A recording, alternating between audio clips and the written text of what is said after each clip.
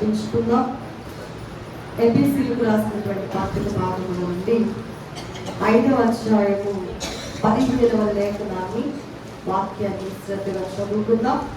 దినములు చెడ్డవి కనుక మీరు సమయమును పోయేక సద్వినియోగము చేసుకొనొచ్చు, అజ్ఞానుల వలె కాక జ్ఞానుల వలె నడుచుకున్నట్లు జాగ్రత్తగా చూసుకొని. ప్రార్థన. మహనీయురానికి స్తోత్రాలు. మహాపరిశుద్ధమైన స్థితిని అలంకరించుకొని పాపుల మధ్య సంచారం చేయడానికి కూడా ఇష్టపడి మాతో అందరితో మాట్లాడుచు ఉన్న మహనీయమైన దేవానికి స్తోత్రాలు. నీ వాక్కు చేత మాలో ఉన్న అపరిశుద్ధతను తొలగించి మమ్మల్ని పరిశుద్ధపరిచి పరిశుద్ధులుగా మార్చుకుని నిమిత్తము ఏర్పాటు చేసిన ఈ విశ్రాంతి దినము కొరకే స్తోత్రాలు. దీనిని ఎవరైతే పరిశుద్ధముగాను దేవా ఆలోచన కలిగి ఆచరిస్తారో అభినయిస్తారో నీ సహవాసములో ఉంటారు, వారికి వివిధ ఆనందమును కలిగి చేయు దేవుడైన నీవే. నీవు మాతో ఉన్నావు కనుక స్తోత్రాలు. మీరు మాతో మాట్లాడుతూ ఉండగా అందరం గ్రహించి వాక్య ప్రకారం జీవించే మనస్సుని మా అందరికీ దయచేయమని నిలవబడి ఉన్నాను.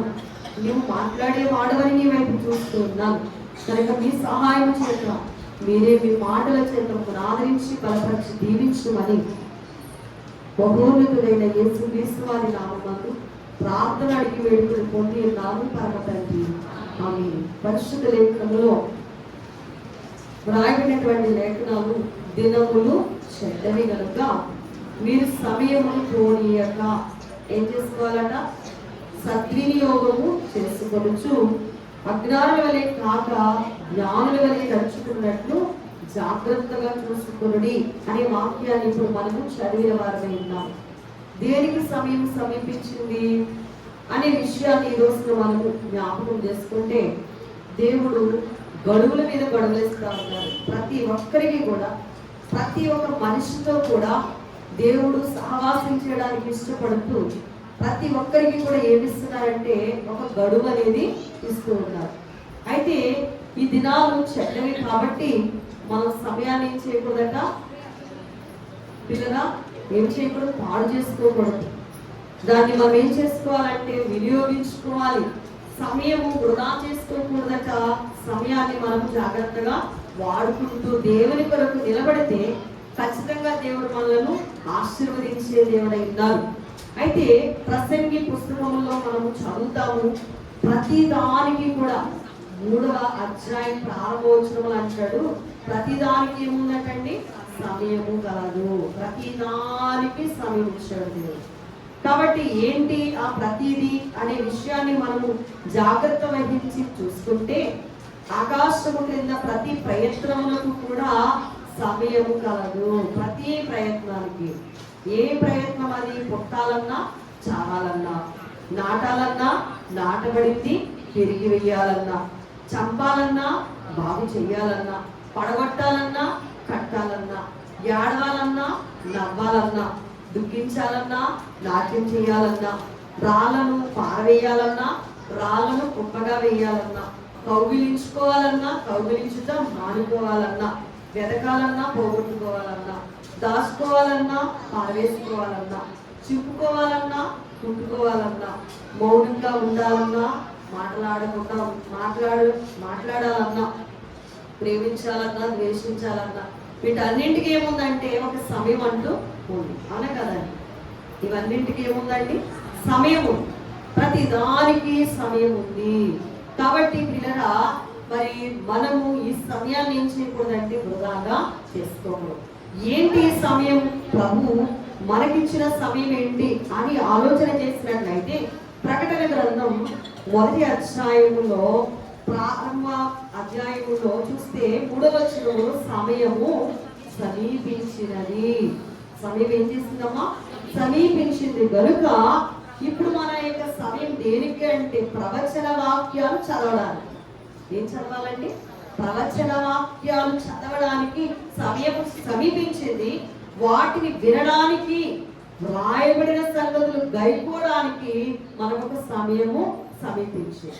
అప్పుడే మనము ధన్యం అవుతామండి. ధన్యకరమైన స్థితి, ధన్యజీవి అనబడాలి అంటే సమయం దేనికి ఇవ్వాలి అంటే వాక్యాన్ని చదవడానికి, వాక్యాన్ని మరి ఏవైతే వ్రాయబడినటువంటి మాటలైతే ఉన్నాయో వాటి ప్రకారం నడవడానికి సమయాన్ని ఇచ్చామనుకోండి, మనం ఏమవుతామట? ధన్యులం అవుతాము. పుట్టడానికి చావడానికి సమయం కాదండి, నాటుకోవడానికి కూర్చుకోవడానికి సమయం కాదండి. ఇదేం చేయడానికి సమయం అంటే వాక్యాన్ని చదివే సమయం సమీపించింది. చాలా మందికి వాక్యం అంటే శ్రద్ధ లేక ఏం చేస్తున్నారు అంటే అశ్రద్ధగా ఉంటున్నారు. కానీ వాక్యము అనేది చాలా శ్రద్ధగా చదివే సమయమును మనం ఏం చేయకూడదంట? పాడు చేసుకోకూడదు.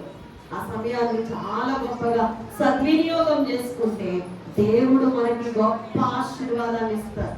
ప్రసంగి చెప్తా ఉన్నాడు, ప్రతి దానికి సమయం ఉంది అని. అలా అని చెప్పి పుట్టడానికి మాత్రమే సమయం కాదు.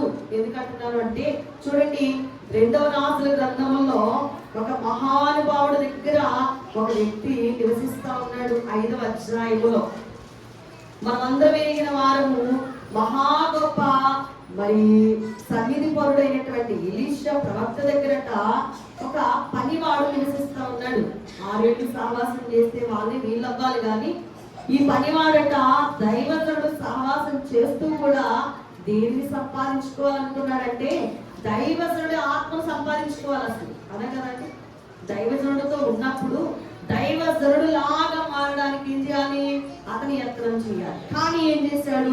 26వ వచనాన్ని చూస్తే అంతటి ఎలీషా వానితో అంటున్నాడు, ఆ మనుషుడు తన రథము దిగి నిన్ను ఎదుర్కొన్నటకు తిరిగి వచ్చినప్పుడు నా మనస్సు నీతో కూడా రాలేదా అంటూ ఏమన్నాడంటే ద్రవ్యమును, వస్త్రములను, ఒలీవ చెట్ల తోటలను, ద్రాక్ష తోటలను, గొర్రెలను, ఎడ్లను, దాసదాసీలను సంపాదించుకున్నటకు ఇది సమయమా? ఆలోచన చేద్దాం. ఎప్పుడు సంపాదించుకోవాలో అప్పుడే సంపాదించుకోవాలి.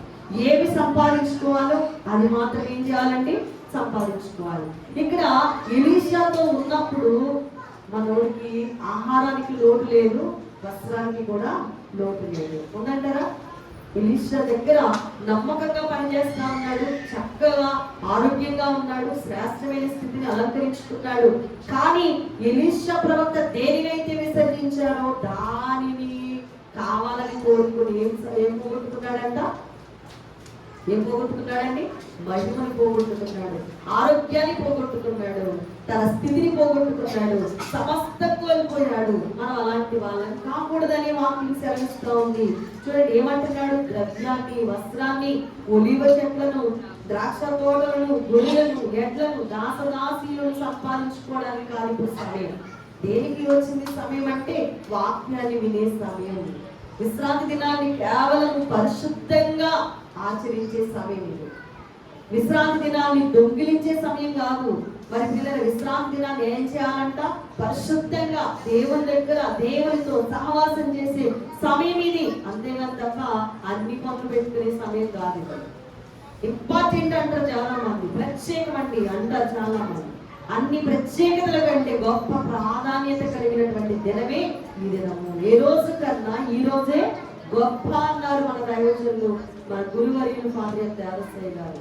ఏ రోజు కన్నా కూడా ఈ రోజే చాలా గొప్ప ఉంది. ఈ గొప్పతనాన్ని ఎక్కడ కూర్చుంటే బజార్లో కూర్చుని దేవుడా అంటే రాదండి. గొప్పతనం ఎక్కడ కూర్చోవాలి? దేవుడి దగ్గర కూర్చోవాలి, దేవుడితో కూర్చోవాలి. దేవుని యొక్క మదిని మనము ధ్యానం చేస్తూ ఉంటే దేవుడు ఖచ్చితంగా మనల్ని ఏం చేస్తారంటే ఆశీర్వదించే దేవుడు ఇంకా. కాబట్టి కదా మనం దేవుడితో కూర్చున్నప్పుడు అనాలోచనగా కూర్చోకూడదు, శ్రద్ధ కలిగి కూర్చోవాలి. అప్పుడు మనం గొప్పగా ఆశీర్వదించబడుతూ ఉంటాం. చూడండి ప్రియులరా, ఇక్కడ దేవుని సహవాసంలో మిగిలిన ఆనందంగా గడపాలి కానీ తప్ప అనాలోచన కలిగిన వారముగా సమయాన్ని వృధా చేసుకునే వారంగా ఉండకూడదు. ఇక్కడ మనం ఆలోచన చేసినట్లయితే హెబ్రీయులకు రాసినటువంటి పత్రిక భాగంలో పౌలు గారు 10వ అధ్యాయంలో మాట్లాడుతూ 37వ లేఖన భాగంలో మనం చూసినట్లయితే 10వ అధ్యాయము 37వ వచనంలో ఈ విధంగా వ్రాయబడి ఉంది. ఇక కాలము బహు కొంచెము. కాలం ఎలా ఉందంటే బహు కొంచెముగా ఉన్నది, వచ్చుచున్నవాడు ఆలస్యము చేయగా వచ్చును. చూడండి కదా, ఆ వస్తున్న వాడికి మనకి ఉన్న లింక్ ఏంటో దాన్ని కూడా మనం ఒక్కసారి జ్ఞాపకం చేసుకోవాలి. సమయం ఇచ్చాడు కదా అని చెప్పేసి తినడానికి కాదు, సమయం ఇచ్చాడు కదా అని చెప్పేసి ఉండడానికి మాత్రమే కాదు, సమయం ఇచ్చాడు కదా అని చెప్పేసి కట్టుకోవడానికి, నాటుకోవడానికి, ఉంచుకోవడానికి ఇవి మాత్రమే కాదు. కానీ వచ్చుచున్న వాడు ఏం చేస్తున్నాడంట? ఆలస్యం చేయక వచ్చును, ఆలస్యం చేయక ఆయన త్వరగా వస్తాడు. కాబట్టి మరి ఇక్కడ రాయబడ్డ మాట ఏంటంటే, నా ఎదుట నీతిమంతుడైన వాడు విశ్వాస మూలముగా జీవించును, కానీ అతడు వెనుక తీసిన ఎడల అతని యందు ఆత్మకు సంతోషం ఉండదు. మరలా చదువుతున్నాను, వాక్యాన్ని చాలా శ్రద్ధగా విన్నాం. నా ఎదుట నీతిమంతుడైన వాడు, ఎవరి ఎదుటండి? దేవుని ఎదుట మనం ఎలా ఉండాలంట? నీతిమంతులముగా ఉంటే విశ్వాస మూలముగా మనం ఏం చేస్తాం? జీవిస్తాం. నీతిగా ఉంటే విశ్వాసమును బట్టి జీవిస్తాం. ఒకవేళ వెనుక తీసామనుకో అతని ఎడల, అతని యందు ఆత్మకి ఏముండదు? సంతోషం ఉండదు. వెనక తీసేవారిగా ఉంటే ఉప్పు స్తంభాల్లో ఉంటారు, వాళ్ళ వల్ల ప్రయోజనం ఉండదు, దేవునికి సంతోషం కూడా ఉండదు. వెనక తీసింది లోక ఆశల్లో పడిపోయింది, ఏమైపోయిందండి? ఉప్పు స్తంభం. ఎవరికి కలిసి వచ్చింది? ఎవరికైనా ప్రయోజనమా? లేదు. కాబట్టి ఉంటే చల్లగా ఉండు, లేక వెచ్చగా ఉండు, నిలువెచ్చని స్థితిలో ఉండకూడదు. నీతిమంతుడిగా ఉండు, విశ్వాస మూలంగా బ్రతుకు. దేవుల్లో ఉన్నటువంటి గొప్ప శక్తి ఎరిగి నువ్వు జీవించు. ఆయనతో సహవాసం కోరి వచ్చావు కనుక ఆయనతో చక్కగా నువ్వు సహవాసం చేస్తే ఖచ్చితంగా దేవుడు మనల్ని ఏం చేస్తారంటే బహుగా ఆశీర్వదిస్తారండి. ఉన్న సమయాన్ని దొంగిలించవద్దు, ఉన్న సమయాన్ని వృధా చేసుకోవద్దు. సమయం ఉంది కదా అని చెప్పేసి ఏదో చేద్దామనే సమయం కాదండి ఇది. సమయాన్ని ఏం చేయకూడదట? వృధా చేసుకోకూడదు, సద్వినియోగం చేసుకోవాలట. ఎందుకొరకు అంటే వచ్చుచున్నవాడు ఆలస్యం చేయడక వచ్చేస్తున్నాడు. ఏమని రాస్తున్నాడు? పరమగీతం 2వ అధ్యాయంలో, గంతులు వేయచ్చు, కొండల మీదను ఎగసి దాటుచు, మెట్టల మీదను అతడు వచ్చుచున్నాడు. నా ప్రియుడు ఇర్రి వలే ఉంటాడు, లేడి పిల్ల వలే ఉంటాడు. ఆయన ఏం చేస్తున్నాడంటే అండి, బహు త్వరగా వస్తూ ఉన్నాడు. అంత గొప్ప దేవుణ్ణి మనం ఎదుర్కోవాలి అంటే మనం కూడా ఏం చేయాలంట? సమయం ఉండగానే, దేవుడు ఉండగానే ఆయన గట్టిగా పట్టుకుని మనం ఏం చేయాలి?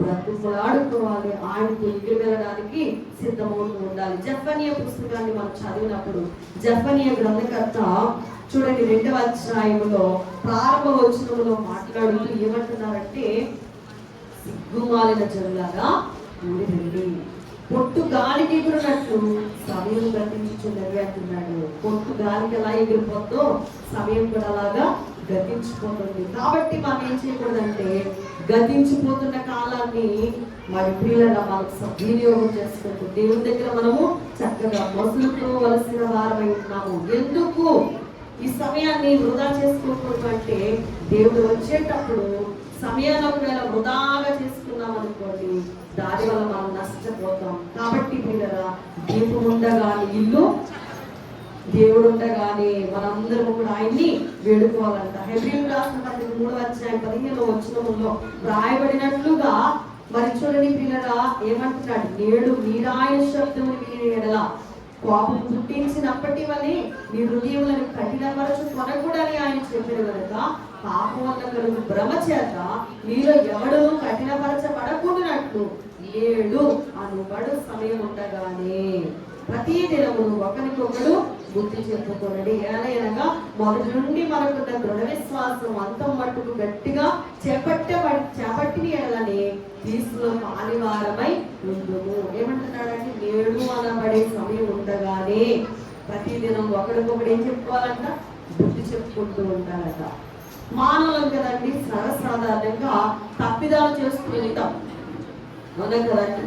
మానవులం కాబట్టి సర్వసాధారణంగా తప్పిదాలు ఏర్పడతా ఉంటాయి. అలా అని చెప్పేసి ఒకరినొకరు ఆడ ఎలా పోతే నాకేంటి అని అనుకోకూడదట. కానీ ఒకరికొకరు ఏం చెప్పుకోవాలంట? బుద్ధి చెప్పుకోవాలంట. నేడు అనే సమయం ఉండగానే దైవశులు చక్కగా రాస్తారు కదా, నేడే ప్రభువు వచ్చును పాడే ధన్యుడు, ప్రభువు కూడా మేరామే వెళ్ళకుండా నుండాడు. యేసు కూర్చున్నారిగో వినరండి. నేడే ఇప్పుడే ఇక్కడే ప్రభువు రాకడ వస్తే నేను ఆయనతో పాటు ఎగిరి వెళ్తాను అనుకోవాలంట. కానీ మరి ఇక్కడ మనలో ఎటువంటి మరి భిన్నాభిప్రాయాలు ఉండకూడదట. నేడు అనబడే సమయం ఉండగాని ప్రతి దినము కూడా మనము సరిగా ఉన్నామా లేదా, ఇంకొకరు బాగున్నారా లేదా, ఎవరికి వాడే బుద్ధి చెప్పుకుంటూ వాక్యాన్ని బట్టి సరి చేసుకుంటూ ప్రభు వస్తున్నారు కనుక ఆయనకు వెళ్ళడానికి సమయాన్ని మరి సద్వినియోగం చేసుకోవాలట.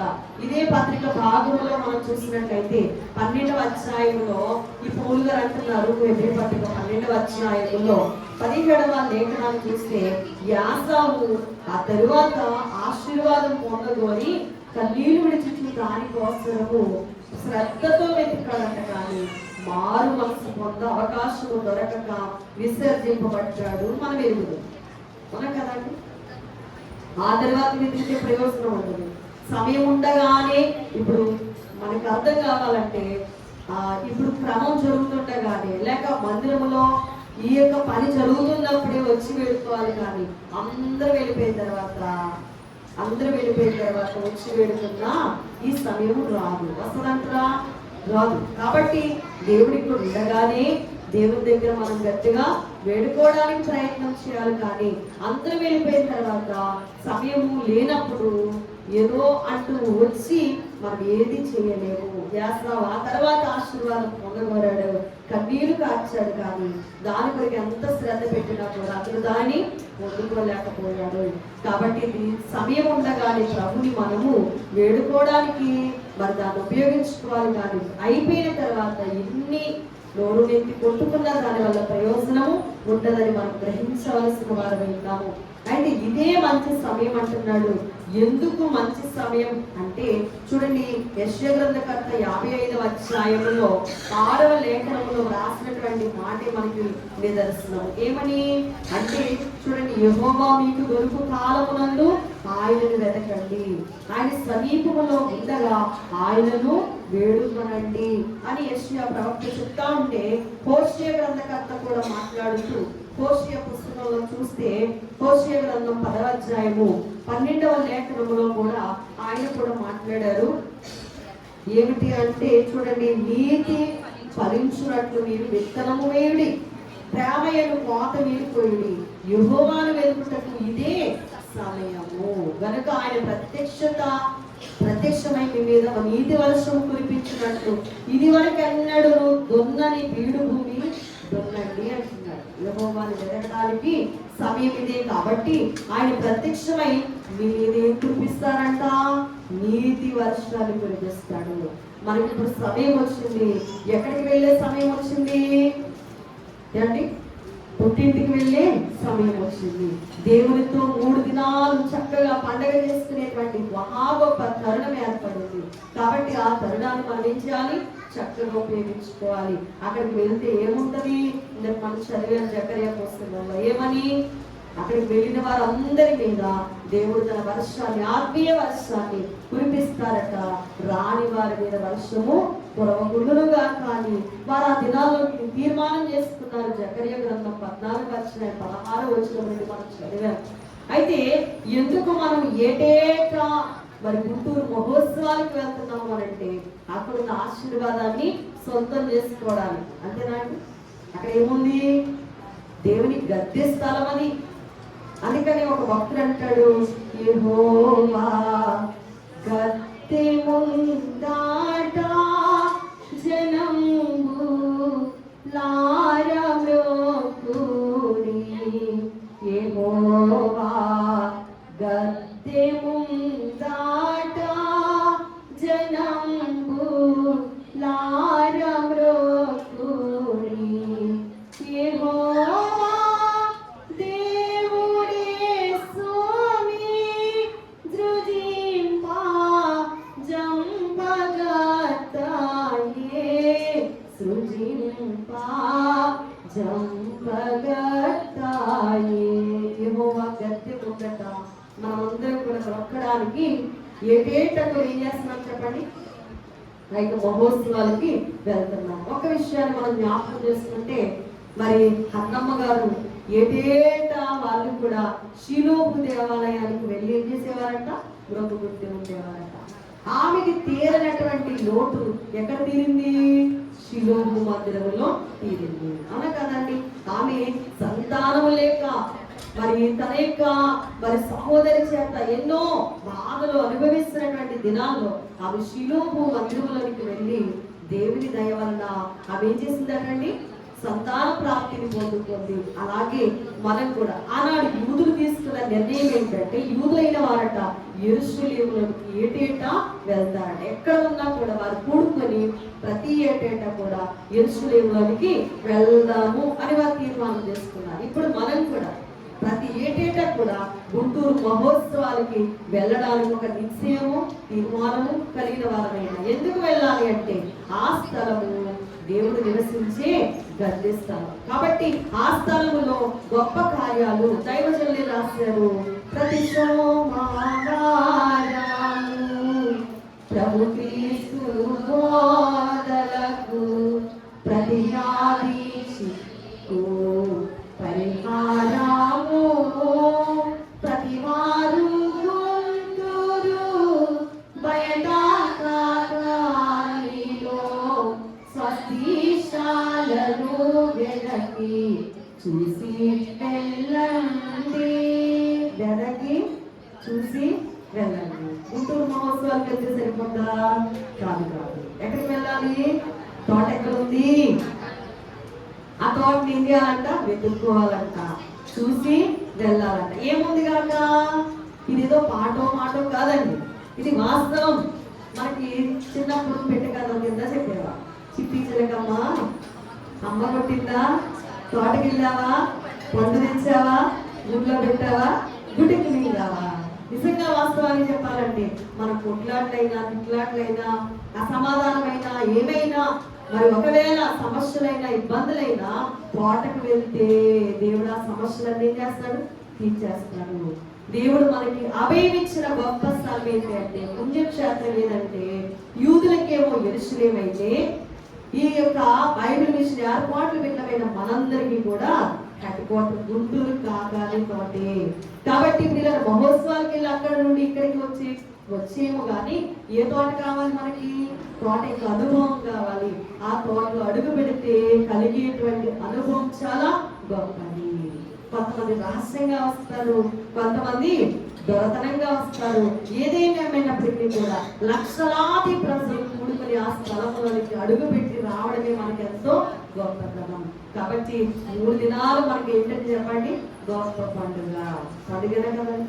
ఎంత గొప్ప పండుగ అంటే ఆ సమయాన్ని మనం ఏం చేయకూడదు? వృధా చేసుకోకూడదు. గతించిపోయిన సమయం మరలా రాదు. 7 అనే సమయం ఉండగానే మనం ఏం చేయాలంటే ఆ సమయాన్ని సద్వినియోగం చేసుకోవాలంటండి. చూడండి పిల్లలా, దేవుణ్ణి మనం వెతకాలట. యెహోవాను వెతికేవాడు మరి ఆయన్ని పొందుతుంటారు. ఎలా వెతకాలి? సామెతల గ్రంథంలో చూద్దాం.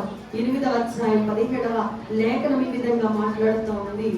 8వ అధ్యాయము 17వ లేఖనములో దేవుడు మాట్లాడుతూ అంటున్నారు, నన్ను ప్రేమించిన వారిని నేను ప్రేమిస్తున్నాను, నన్ను జాగ్రత్తగా వెతికివారు నన్ను కనుగొందును. దేవుని ఎలా వెతకాలంట? జాగ్రత్తగా వెతకాలంట. ఏంటి? చిన్న ముక్కు బుడకైనా కూడా ఎంత జాగ్రత్తగా వెతుకుతామండి? చిన్నదే కదా అనుకుంటామా? దాన్ని నిప్పైనా కూడా ఏం చేస్తామండి?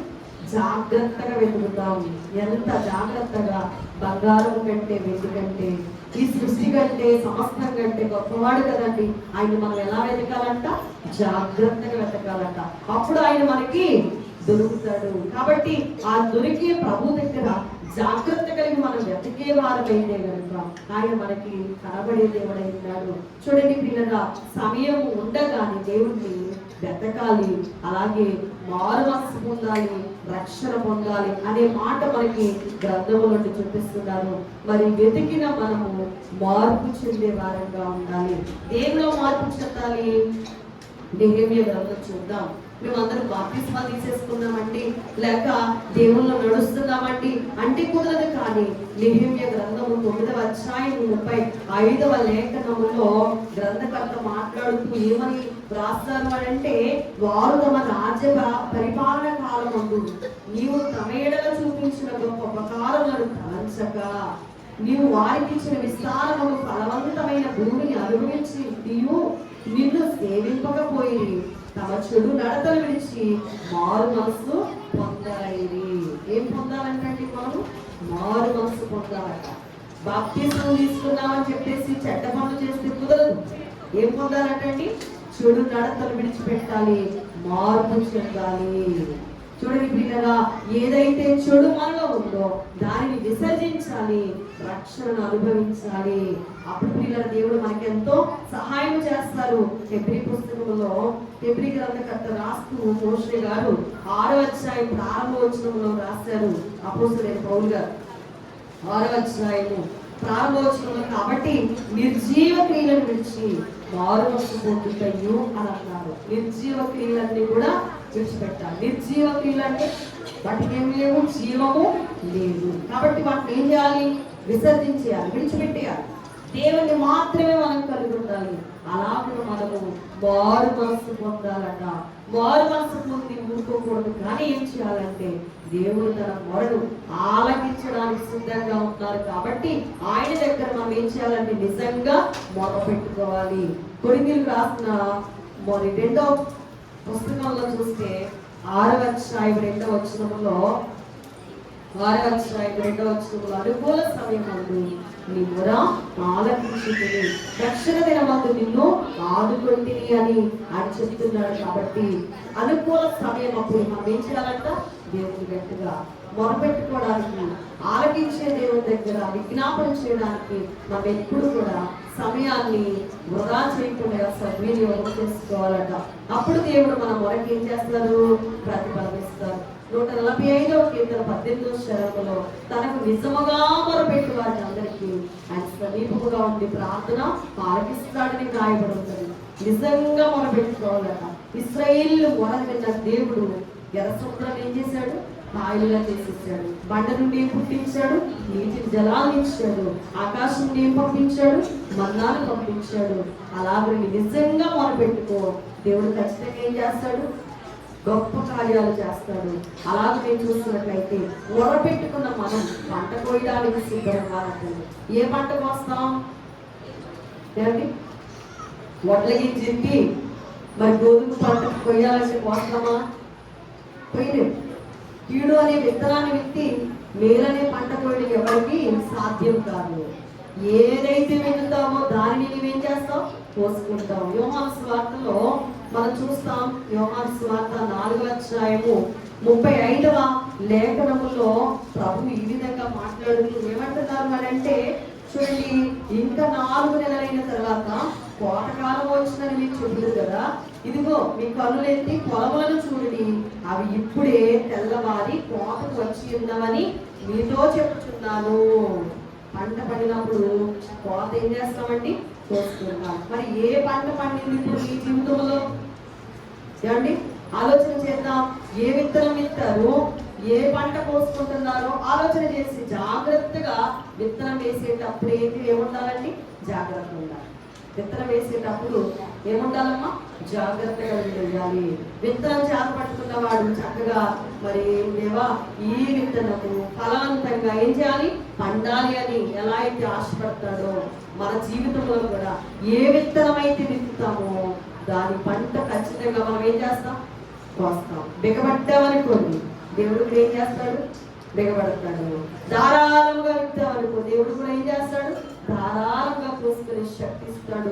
చూడండి పిల్లరా, మనం చూస్తే కొరింథీయులకు రాసినటువంటి పత్రిక భాగంలో మాట ఉంటుంది. 9వ అధ్యాయం 2వ కొరింథీ పత్రిక 9:6వ వచనములో ఆ యొక్క మాట మనకి కనబడుతూ ఉంటది. కొంచెముగా విత్తువాడు కొంచెముగా పంట కోయును, సమృద్ధిగా విత్తువాడు సమృద్ధిగా పంట కోయును అని ఈ విషయమై చెప్పవచ్చును. కాబట్టి సరుగు కొరకయు బలవంతంగా కాకయు ప్రతివాడు తన హృదయంలో నిశ్చయించుకునే ప్రకారము ఇయ్యవలను. ఏ పంట అయితే కోసుకోవాలనుకుంటున్నావో దానిని బట్టి విత్తనము కూడా జాగ్రత్తగా విత్తుకోవలసిన వారమై ఉన్నాము. పంట కాలం అందు మరి ఆ హవాకయ్యే కంటే విత్తేటప్పుడే చాలా జాగ్రత్తగా ఏం చేయాలమ్మా? విత్తాలి. అప్పుడు ఖచ్చితమైన మరి శ్రేష్టమైన ఫలవంతమైన పంట మనము కోసుకోగలము. ఎప్పుడు అనంటే దేవుని సన్నిధిని వెతికేటప్పుడు చక్కనైనటువంటి పంట, స్వార్థము లేకుండా ఉన్నప్పుడు శ్రేష్టమైన పంట మనం కోసుకుంటూ ఉంటాం. దేవుని దగ్గరట చక్కగా మనం నిలబడేటువంటి వారుగా ఉండాలని దేవుడు మనం ఇష్టపడుతూ ఉన్నాడు. కాబట్టి పిల్లల మనము సమయాన్ని వృధా చేసుకోకూడదట. ఏం చేయాలి? దేవుని వెతకాలట, మారుమనసు పొందాలట, దేవుని దగ్గర మరి ప్రార్థించాలట, పంట కోసుకునే వారముగా ఉండాలి. ప్రార్థన చేయకుండా ప్రతిఫలం వస్తుందా? ఏమో ప్రార్థన చేయలేదు ఒక వ్యక్తి, అమ్మ ప్రార్థన చేయండి అన్నారు. మరి ప్రతిఫలం వచ్చేసేటప్పుడు నేనండి ప్రార్థన చేశానండి అంటే ఇక్కడ నటించి వచ్చేమో కానీ దేవుని దగ్గర నటించాను. కాబట్టి కదా మరి పంట కోసే వాళ్ళమైన మనం ఏం చేయాలంటే విత్తనం కూడా చక్కగా విత్తుకునే వారంగా ఉండాలి. ఒక అంశం అప్పగించేటప్పుడు శ్రద్ధ కలిగి వారు ఏం చేయాలి? ప్రార్థించాలి. ఒకరి యొక్క మరి మేలు కోరి మనము నడుచుకోవాలి. వాళ్ళు ఎటుపోతే నాకెందుకు అని అనుకోకూడదట. అందరికీ కూడా దేవుల్లో ఉండాలని ఆశపడుతూ ఉండాలట. అప్పుడు మనం చక్కగా నిలబడతాం. దేవుని యొక్క ఆశీర్వాదాన్ని మనం అందరం కూడా పొందుకుంటాము. ఆ విధంగా ఉండాలి అని దేవుడు మనకి చక్కని అవకాశాన్ని ఇస్తా ఉన్నాడు. రోమాపత్రిక మనం చదివితే, రోమిలకు రాసినటువంటి పత్రిక భాగం 13వ అధ్యాయము 11వ వచనంలో ఆయన మాట్లాడుతున్నాడు. కాలము ఎరిగి ఏం చేయాలంటే జీవించాలి అని అంటాడు. కాలము ఎరిగి ఏం చేయాలంట? జీవించాలి. మరియు మీరు కాలము ఎరిగి నిద్ర మేలుకొని వేలేదని తెలుసుకొని అలాగ చేయాలి. మనకు విశ్వాసమైనప్పటికంటే ఇప్పుడు రక్షణ మనకు మరీ సమీపముగా ఉంది. కాబట్టి కాలము ఎరిగి మనం ఏం చేయాలంట? నిద్ర మేలుకుని వేల అయిందని తెలుసుకున్నంట అలా చేయాలట. నిద్రపోయే క్రైస్తవులుగా ఉండకూడదండి. ముందుగా చెప్పాడు, ఇంకా కాలము సమయము సమీపించింది, ఆలస్యం చేయకుండా వచ్చుచున్నవాడు వస్తా ఉన్నాడు. కాబట్టి మనం కూడా ఆ కాలం ఏం చేయాలంటే మరి గొప్పగా పనిచేయాలి. ఏ పని చేయాలి? మేలుకరమైన పని చేయాలి, మంచి పని చేయాలి. దేవునిలో మనము కాపాడుకుంటూ దేవునిలో మనం నడిస్తే దేవుడు ఖచ్చితంగా మనను ఆశీర్వదిస్తారు. అట్టి ధన్యత, దీవెన, ఆశీర్వాదము సమయాన్ని వృధా చేసుకోకుండా సద్వినియోగం చేసుకుంటూ దేవుడి కొరకు చక్కగా ఎదిగే గొప్ప ధనాన్ని దేవాది దేవుడు మనందరికీ దయచేయగాక. ఆమె దేవానుడిగా మార్చుకోవచ్చు. నాతో మాతో అందరితో మాట్లాడిన దాన్ని స్తోత్రం. దేవాయుడు నేడు మనకి సమయం ఉండగాలి. మా అందరికీ మా మానవ తప్పిదములు ఒప్పుకుంటూ పొరపాట్లు దేవాన్ని సన్నిధిలో ఒప్పుకుంటూ నీవిచ్చే గొప్ప తరుణాన్ని ఉపయోగించుకుంటూ నీకు ఎగిరి రాగలిగిన గొప్ప అంతస్తు నాకు మా తమ్ముడికి దయచేయాలి. ప్రాణనాథుడు అతి శీఘ్రమే రానున్న శ్రీమంతుడైన యేసుక్రీస్తు వారి నామమున ప్రార్థన అడిగి వేడుకుంటుంది నా పరమ తండ్రి. ఆమేన్. మీ అందరికీ